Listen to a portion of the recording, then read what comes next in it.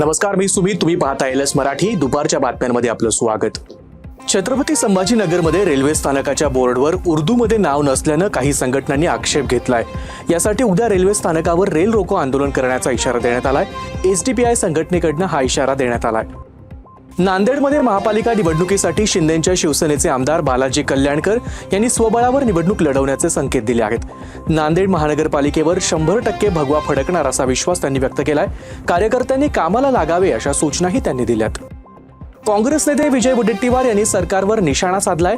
विरोधी पक्षाला महत्त्व दिलं जात नसल्याचा आरोप त्यांनी यावेळी केलाय. तसंच सगळे विरोधी पक्षाचे नेते एकत्र चर्चा करून भूमिका ठरवू, विरोधकांचा सन्मान केला जात नाही, मनमानी कारभार सुरू आहे, त्यामुळे चहा पाण्यासाठी जाणं उचित वाटत नाही अशी प्रतिक्रिया त्यांनी दिली आहे. हिंगोली शहरातील जिजामाता चौकात एका तरुणावर पेट्रोल टाकून जिवंत जाळण्याचा प्रयत्न करण्यात आलाय. वादातून ही घटना घडल्याची माहिती समोर आली आहे. या प्रकरणी पोलिसांनी एका आरोपीला अटक केली असून दुसऱ्या आरोपीचा शोध सुरू आहे. अमरावतीच्या वलगाव पोलीस ठाण्यामागे चक्क देहव्यापार सुरू असल्याचा प्रकार उघडकीस आलाय. बऱ्याच वर्षांपासून हा कुंटणखाना सुरू असल्याची माहिती मिळाल्यानंतर क्राईम ब्रांचने अचानक धाड घातली. यावेळी 3 पीडित महिलांची सुटका करण्यात आली असून या रॅकेटमधील सहभागी व्यक्तींवर गुन्हा दाखल करण्यात आलाय. छत्रपती संभाजीनगरमध्ये 3 वर्षीय चिमुकल्याचा नायलॉन मांजाने गळा कापला गेल्याचा धक्कादायक प्रकार समोर आलाय. सातारा परिसरातील खंडोबाच्या दर्शनासाठी आई वडिलांसोबत निघालेल्या चिमुकल्याच्या गळ्याला मांजा अडकताच गंभीर रक्तस्राव झाला. रुग्णालयात नेल्यानंतर डॉक्टरांनी 20 पेक्षा जास्त टाके घातले असून सध्या या मुलावर ICU मध्ये उपचार सुरू आहेत.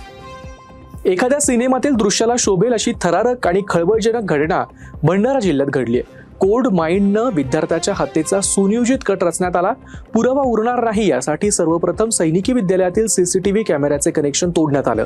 सर्वजण झोपल्यानंतर मध्यरात्री नियोजित प्लॅननुसार झोपलेल्या विद्यार्थ्याचा गळा आवळण्यात आला.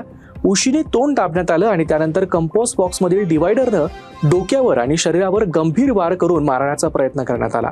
हा धक्कादायक प्रकार भंडारा जिल्ह्यातील लाखणी तालुक्यातील केसलवाडा वाघ या ठिकाणी स्वर्गीय निर्धनराव वाघाये पाटील सैनिक वैद्यालयामध्ये घडलाय.